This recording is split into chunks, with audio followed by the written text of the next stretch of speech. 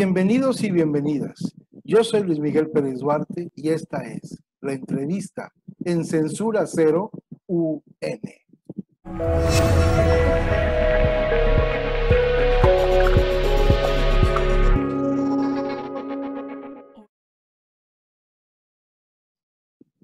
Pues bienvenidos otra vez a estas entrevistas, estas charlas que tenemos. En esta ocasión tocaremos un tema de aspectos rumbo a las elecciones intermedias 2021.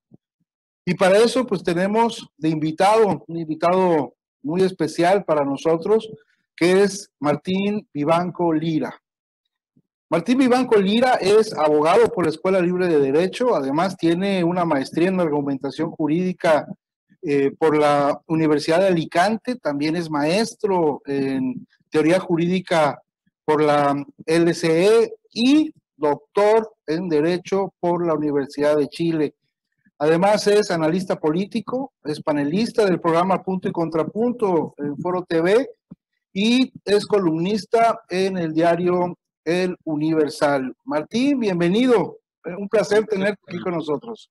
El placer es mío, muchas gracias Luis Miguel y a ver si ya cuando acabe esto me invitas a Veracruz, ¿no? Que hace mucho que no voy, es un estado bellísimo. Claro que sí, tú sabes que cuenta con eso. Oye Martín, ya entrando más o menos en el tema, vemos que como platicábamos anteriormente, tú escribiste en el Universal en una columna donde decías que en México no hay oposición parlamentaria, pero sí hay una una oposición electoral. Y esto viene a colación porque vemos que ya hay ciertos movimientos políticos, por ejemplo, pues la famosa BOA, este famoso Frena también, y hoy en día, pues recientemente estos intelectuales como Krause y Castañeda que están como que queriendo formar un frente para lograr un balance en nuestra política. ¿Qué opinas tú de eso? Efectivamente, o sea, la columna que mencionas, la idea central es tratar de minar la tesis que ya se ha vuelto lugar común de que no existe la oposición en este país o que no hay oposición porque tenemos un gobierno mayoritista que avasalló en las elecciones, que prácticamente puede hacer lo que quiera con el Congreso. Yo creo que esto es cierto si vemos a la oposición como oposición parlamentaria, política, etc. Pero oposición electoral va a haber en algún momento, y esa idea no es mía, la tomo de alguien que mencionaste ahí, que es muy amigo mío de hace muchos años, es de Jorge Castañeda, ¿no? Jorge y yo lo platicamos, él lo dijo también en un programa, porque la tesis de Jorge es muy simple, pues cuando estás ante la boleta electoral tienes que votar por alguien, ¿no? Ante la polaridad que hay en el mundo de lo político hoy, que es lo que quiere el presidente López Obrador, yo creo que la del 21, junto con Jorge, que la elección del 21 va a ser, como son casi todas las intermedias, ¿no? Una votación a favor o en contra del gobierno que está ahorita en el poder. Si no hacemos esa oposición, ¿no? Una elección binaria, va a ser mucho más complicado quitarle escaños a López Obradorismo, no a Morena. Morena yo creo que es algo muy distinto a López Obrador. Yo creo que López Obrador va a querer operar por medio de varios partidos. ¿Qué digo en el artículo? Digo, o sea, esta oposición se va a ir armando, se va a ir alimentando, van a ir saliendo expresiones. A lo mejor no se va a articular coherentemente, ahorita hablamos de la carta que enviaron los intelectuales, pero pues ahí va a estar, ahí va a estar. La otra idea de ese artículo es las coaliciones electorales. En abstracto se oyen perfectas. Yo creo que sería lo más ideal una coalición fuerte, que venga desde el centro, o sea, nacional, que los partidos tengan realmente la voz para poder decidir cuáles de los 300 distritos, quién va a ser candidato en cada uno, etcétera. Pero yo conociendo la política local, yo fui candidato local a diputado, se me hace muy, muy, muy difícil, si no casi imposible. La política local difiere mucho de lo nacional, ¿no? La política local está subordinada a lo que digan los gobernadores, y los gobernadores en muchos sentidos operan la elección. Entonces, el Partido Nacional puede decir misa, pero los que tienen las riendas son los gobernadores. Segundo, está lleno de rencillas, de chismes, de rencores, de enconos personales, que eso no sale en lo nacional, en abstracto no se ve, pero, o sea, para ser candidato tienes que brincar un cúmulo, un sinnúmero de escollos, que si tu oponente fue el novio de no sé quién, que si no sé, que si es hermano de no sé quién, que si es compadre, que si ya lleva, que si no tienes experiencia. O sea, son muchos obstáculos en lo local que veo complicado, ¿no? Que veo complicado que se puedan dar. Sería lo ideal. Y lo tercero que digo es, parece muchas veces que nos vamos a enfocar en las 15 gobernaturas. Y la verdad es que, o sea, de las 15 gobernaturas, digo que, o sea, hay una importante, dos, pero lo que realmente es importante es el Congreso, la Cámara, porque ahí sí le quitas poder al presidente. Las gobernaturas no le van a quitar poder al presidente, no se lo van a quitar. El presupuesto de la gobernatura de un estado pues depende totalmente de la federación. De lo que sí depende es de la Cámara de Diputados y ahí sí puedes tener un contrapeso ya político. Y eso creo que no lo estamos viendo y no lo van a ver los gobernadores por la cortedad de miras y pues lo veo complicado. Ojalá se haga, ojalá, ¿no? Y esto pasa al siguiente punto, ¿no? De lo de la carta de los intelectuales. Creo que pues es muy pertinente. A mí me sigue llamando la atención, ¿no? Que no hemos logrado como generación articular una voz no alternativa, sino dándole continuidad a esta generación de intelectuales, ¿no? Y eso es lo que se critica ahorita. Me mandaron la respuesta que hizo el gobierno, no sé si sea verdadera o falsa, pero se les critica eso, que han sido los mismos durante toda la transición. Y pues sí, se han sido. Ahora, es que no hay otros, no sea, sí hay otros, pero no son igual de valientes, no tienen el mismo bagaje y no se dedican completamente a eso, ¿no?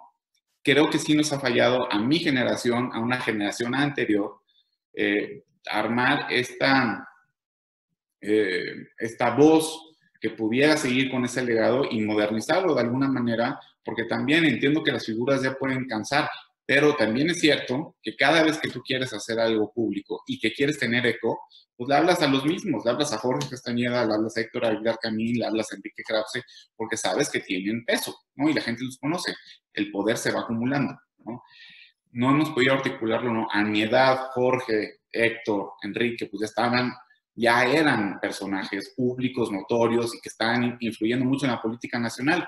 Dime uno de mi edad que lo está haciendo, no hay nadie. Ese sí es un vacío.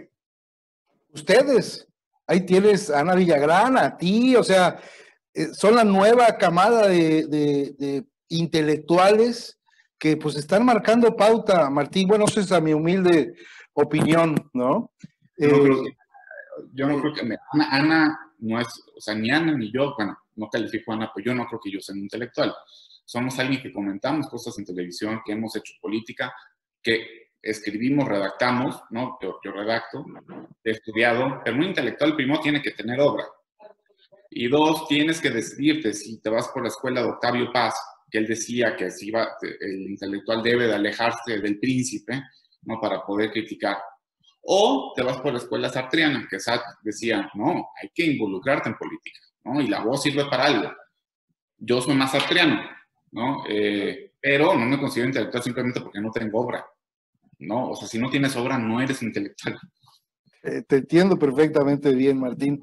Oye, Martín, México está siendo calificado, vamos a ponerlo de esta manera, entre uno de los países que peor ha tenido este manejo con la pandemia, junto con Estados Unidos, Brasil, Inglaterra, etcétera, ¿no? ¿Tú consideras que esta situación del manejo de la pandemia por parte de nuestro gobierno federal vaya a repercutir por estas consecuencias de salud y económicas en las aspiraciones a seguir controlando el gobierno en nuestro país? Si vaya a afectar al presidente. Sí, a las pretensiones que tiene Andrés Manuel López Obrador de seguir conservando y seguir impulsando esta cuarta transformación como tal. Sí, yo creo que, a ver, ahí está leyendo, hay un libro muy bueno, que lo subí, que se llama Filosofía de la Pandemia, de el filósofo ese es intelectual, Daniel Innerati, que escribe en El País. Me gusta mucho cómo escribe, aparte es muy puntual. Y empieza diciendo, cuando a un filósofo se le pide su opinión, es que ya es preocupante el problema, porque significa que todos los prácticos no tienen ninguna respuesta, ¿no? Y es una reflexión que hizo durante la pandemia, ¿no? Escribir de filosofía o con filosofía o a través de la filosofía en la coyuntura es algo complicadísimo. Y él lo intenta hacer sabiendo de los riesgos, ¿no? Porque para pensar se necesita cierta distancia del objeto. Pero lo que él dice es, hay muchos ilusos que piensan que como el marxismo clásico, malentendido, que la destrucción del capitalismo se iba a hacer por un hecho natural. No, no eran hechos sociales, ¿no? La voluntad humana no intervenía. Simplemente eran estadios de la historia humana que unos a otros se sucedían y de pronto pues, el capitalismo iba a derrumbarse por sus propias contradicciones y vamos a llegar a un estadio superior que es el comunismo, ¿no? Entonces él dice que hay muchas personas que realmente creen eso. Hay un artículo que sacó Zizek, el famoso filósofo rockstar, que a mí también me gusta mucho, me divierte mucho, que reside en Londres, que decía, bueno, que la pandemia era como el golpe de Kill Bill, ¿no? De esta película, el golpe de los 3 dedos o de los 5 dedos, ¿no? Era un golpe mortal, ¿no? Ya el capitalismo y que inevitablemente iba a venir algo mejor que él considera un comunismo que no es marxista. Yo creo que algo así pensó López Obrador cuando dijo esta pandemia nos viene como anillo al dedo, ¿no?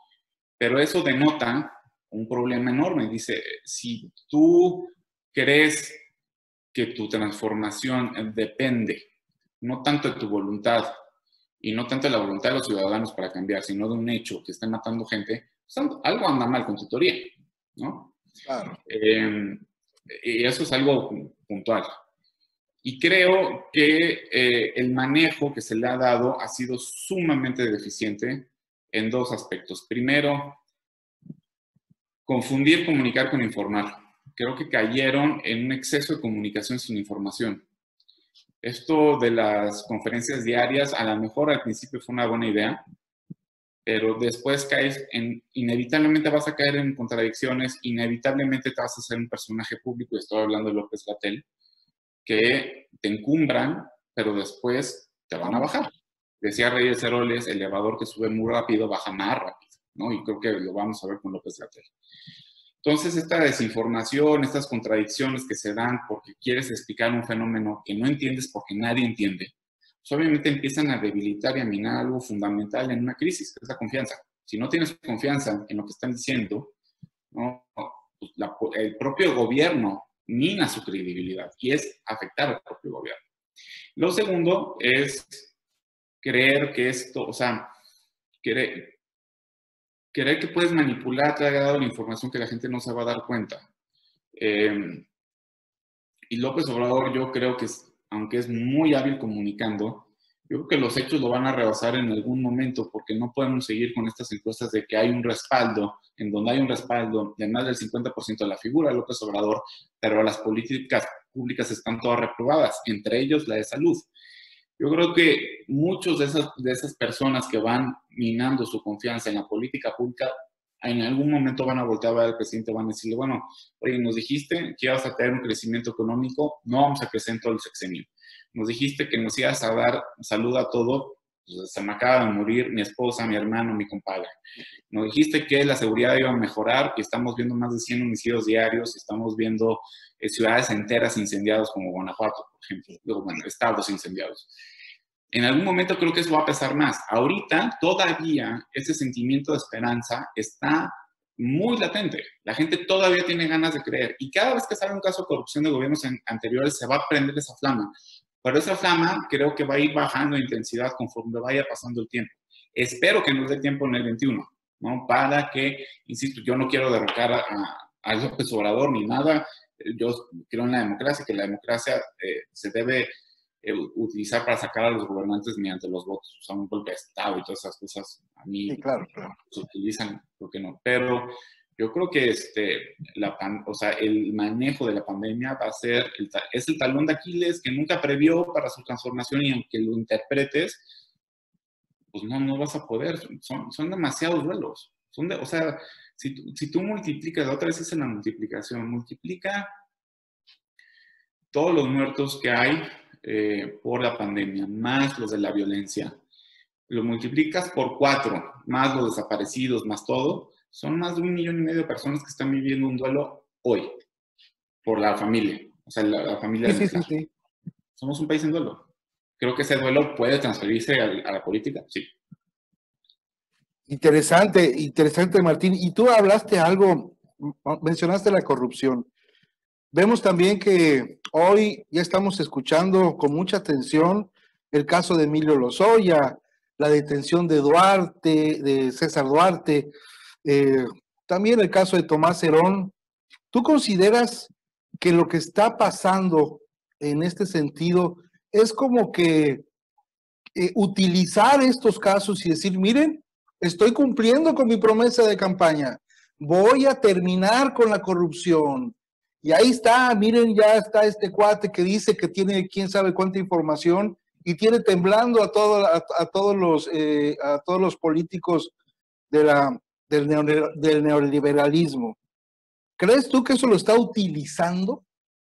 ¿Crees tú que esto le vaya a dar ese punch que él está buscando para tratar de minimizar las faltas, vamos a decirlo así, de visión en el manejo de muchas otras situaciones, como tú nombraste, la seguridad pública y la salud? ¿Cómo ves tú este tema?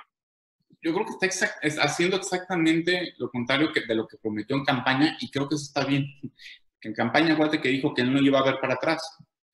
Y eso a mí me enojaba mucho. Y qué bueno que está viendo para atrás, y qué bueno que no que estén metiendo o empezando procesos penales en contra de los corruptos, o presuntamente corruptos, bastante presuntamente corruptos, diría yo. No creo que sea un distractor, porque es algo fundamental. Hoy escribí mi columna de eso en el Universal. Lo que no nos damos cuenta, por ejemplo, que cuando la corrupción se hace generalizada, no solamente es una cuestión individual de reproche jurídico penal a un individuo por haber desviado fondos o haberse robado una lana o haber hecho cualquier cosa, sino que trasciende a las instituciones mismas, porque la corrupción en el sentido más, el concepto de corrupción, como se define la corrupción, es el abandono de un deber posicional. Es decir, tú asumes una posición voluntariamente, ¿no? Y esa posición conlleva una serie de deberes. Si tú haces o dejas de hacer esos deberes, entonces vas a caer en hechos de corrupción. Ese es el abandono del deber posicional, ¿no? En hechos de corrupción, por dinero o por algún beneficio personal, ¿no? Si una institución es un conjunto de deberes posicionales, entonces si la corrupción se generaliza, la institución se fulmina, ¿no? La deshaces. Y yo creo, por ejemplo, en el caso de los gobernadores de Duarte muy puntualmente, creo que, o sea, los gobernadores que hemos tenido después de la alternancia, que han sido ejemplos de corrupción, ¿no? Paradigmáticos, aunque estén en la cárcel, deshicieron el federalismo, lo deshicieron. Por eso ahorita se está replanteando el pacto fiscal. ¿Por qué? Porque, o sea, al principio todo el mundo sabíamos, sabemos que llegó Fox y no se quiso confrontar con el antiguo régimen, les abrió la llave del dinero, les dio más de $1 billón en 15 años, sin mecanismos de fiscalización. Entonces tuvimos a personajes que psicológicamente, eso también hay que analizarlo, que los elegían democráticamente, pero al día siguiente se creían emperadores y dueños de tierras, propiedades y almas, ¿no? Y así se ostentaban y pensaban que no había alguien que les pudiera tocar. Y por eso, ¿no? Hemos visto tantos actos de corrupción y tantas cosas que han ido minando la confianza en el federalismo, que es una institución fundamental, ¿no? Claro. Entonces, yo creo que eso de Duarte, yo creo que está bien que lo hagan. No creo que sea un distractor, porque creo que están casi en igualdad de circunstancias. Obviamente, si me dices, prefieres meter al bote a alguien a salvar 100 vidas, pues prefiero salvar 100 vidas, pero esto, o sea, puedes hacer las dos cosas. Y en política siempre se puede, y para eso los elegimos también. Los casos van a llegar a buen puerto. Duarte tiene que ser procesado en Estados Unidos y a ver si es exitoso el proceso de extradición. Cerón, el proceso ya se abrió en México. ¿Puede aportar algo a la verdad histórica? Yo creo que sí, y qué bueno. Me gustaría que eso se extendiera a los demás desaparecidos, no solamente a Ayotzinapa. El más interesante, obviamente, es Lozoya, ¿no? Porque Emilio Lozoya lo que va a hacer por el criterio de oportunidad, él se allanó a la petición de extradición, él se allanó, por lo tanto puede ser juzgado aquí en México por cualquier delito que se le ocurra a la fiscalía de acuerdo con los hechos. Y va a cantar. Y se supone que va a cantar tanto para arriba, ¿no? Quienes sean sus jefes, como por lo que ya estamos viendo, ¿no? A quién, si es que le dio lana a alguien para que votara por la reforma energética.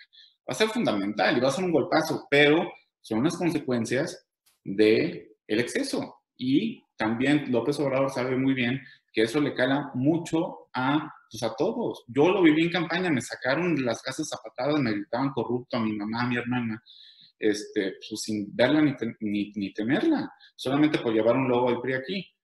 Entiendo la ira, entiendo, y qué bueno, pues yo soy el primero que digo que los metan al bote. Claro, claro, por supuesto. Oye, Martín, tú eres catedrático y me gustaría mucho que les dijeras, que les daras un mensaje. Nosotros tenemos alumnos desde bachillerato hasta doctorado. ¿Qué le dirías tú a un joven en estos niveles para que entiendan lo que es nuestra vida política, nuestra realidad social? ¿Qué les aconsejas una persona tan exitosa como tú? Una, en que no traten de ser exitosos. Yo creo que el éxito es consecuencia de muchas cosas y sobre todo de saberte falible y de aprender en el fracaso. Y que si alguien si alguien te considera exitoso, qué bueno, pero que es algo pues, muy efímero. El chiste es, yo creo que el progreso y el ser mejor cada día, eso sí se puede y eso sí, a que veas, yo creo que vale mucho la pena. ¿Qué les diría? Que cualquiera que sea su carrera o su especialidad, traten siempre de verlo como inmerso en un estadio cultural. Yo creo que es lo que les va a dar un valor enorme en la vida y los va a hacer mucho mejor profesionistas, ¿no? Hay una carta muy bonita que le da un juez a un bachiller que quiere estudiar en Harvard Derecho, y se le acerca al señor juez, ministro, creo que era ministro de la Corte alemana. Dice, señor juez, voy a entrar a Harvard, voy a estudiar Derecho, ¿qué me recomienda hacer, leer, etcétera, ¿no? Me leo el Código Civil, me leo la Constitución. Dice, no hagas nada de eso. Lee buenos libros, lee literatura, buena literatura, ve buenos cuadros, si tienes oportunidad, viaja, platica con la gente, escucha buena música, porque un buen profesionista, sobre todo en el área, por ejemplo, abogacía, médico, etcétera, necesita sobre todo ser un hombre culto. No porque eso te traiga un beneficio económico, sino porque vas a ser mejor abogado, mejor médico, mejor ingeniero, si realmente tienes esta perspectiva enorme, porque te da una seguridad en ti mismo derivada del conocimiento de lo falible y lo imperfecto que somos, ¿no? Y también te da muchísimas las herramientas para tener paz en momentos enormes de crisis, ¿no? Yo creo que lo estamos viendo ahorita en la pandemia, los que tienen una vida interior rica, culta, que puedan apreciar muchísimas más cosas de la vida, van a poder sobrellevar mucho mejor los estragos de la pandemia que quienes no. Entonces, no me gustaría sacar practicidad de la cultura, porque creo que la cultura es todo menos práctica, pero sí creo que hay atributos que leer a Shakespeare te dan a ti como persona, que si no lees a Shakespeare, ¿no? Yo estoy seguro que un juez va a dictar una sentencia distinta después de leer Crimen y Castigo de Dostoyevsky, que si no lo ha leído, ¿no? Yo creo que la empatía cómo ves el caso, los hechos, cómo los interpretas, es muy distinta antes y después. Y eso pasa con las películas, las obras y con la interacción humana, ¿no? Yo creo que al final es eso. Entonces, que no se claven tanto en lo técnico, que lo saquen, que es importantísimo, pero que si realmente quieren ser los mejores, por así decirlo, que amplíen sus horizontes y que hay muchísimas cosas en Internet gratis, hay libros, hay cosas interesantísimas que están pasando y que todo eso al final deviene en lo público, porque una persona culta, informada, pues o sea, el voto es un acto enorme, o sea, de mucha importancia, ¿no? Y puedes agarrar más elementos de análisis. Todo eso afecta para bien. Pues muchísimas gracias, Martín, por tu tiempo. La verdad, creo que nos vas a ayudar mucho para empezar a entender esto que está sucediendo. Te agradecemos. La Universidad de las Naciones es tu casa. Estamos Gracias. en Veracruz. Cuenta con esa invitación apenas podamos para que vengas a conocer la universidad y a reconocer el puerto de Veracruz, que seguramente la vas a pasar muy bien. Te agradecemos mucho, Martín. Te mando un abrazo. Al contrario, muchas gracias por la invitación. Un abrazo de regreso y muchas gracias. Esta es una emisión de Crítica Social. La opinión de los participantes refleja el punto de vista de su autor, más no el de la Universidad de las Naciones.